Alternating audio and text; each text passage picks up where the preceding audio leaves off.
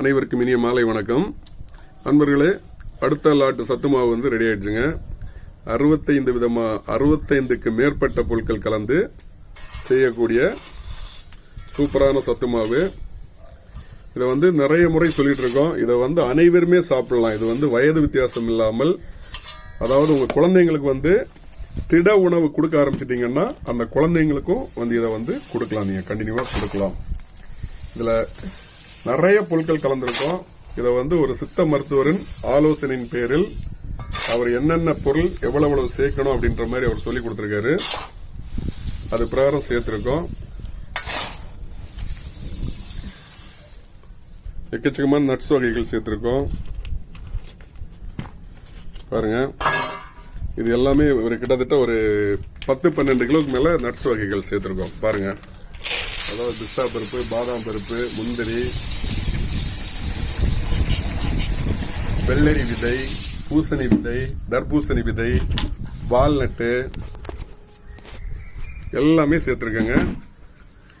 அதாவது நீங்க கொடுக்கிற காசுக்கு வந்து தரமான பொருட்களா இதை அப்படி அள்ளி போடுமா, இதுல போடு.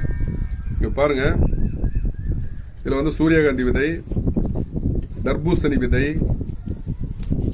ஏலக்காய் எல்லாமே வந்து, அதாவது சத்து மாவு தானே மறுக்க போறோம் அப்படின்ற மாதிரி குறை வைக்காம எல்லாமே மிகவும் தரமான பொருட்கள்.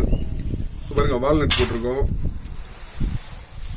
கசகசா போட்டிருக்கோம், இன்னொரு 4-5 விதமான பொருட்கள் வந்து பாத்தீங்கன்னா பவுடர் ஃபார்மேட்ல சேர்த்திருக்கோம்.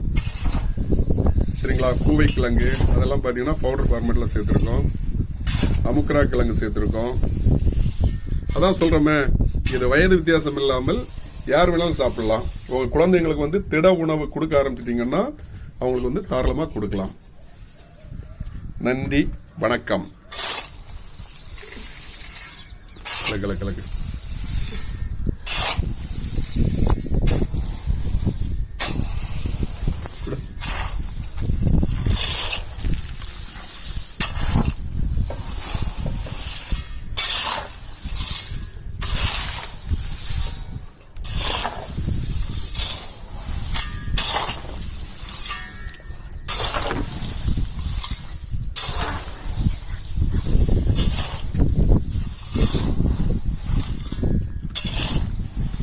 எல்லாமே சூப்பரா மிக்ஸ் பண்ணிட்டு இருக்கோம்.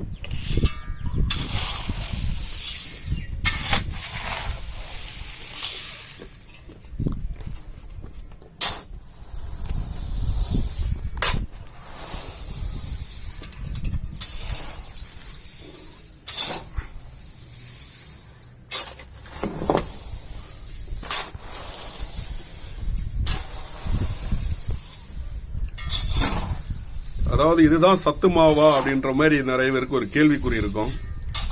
நீ எத்தனை இடத்துல சத்து மாவு வாங்கி சாப்பிட்டுருக்கலாம்.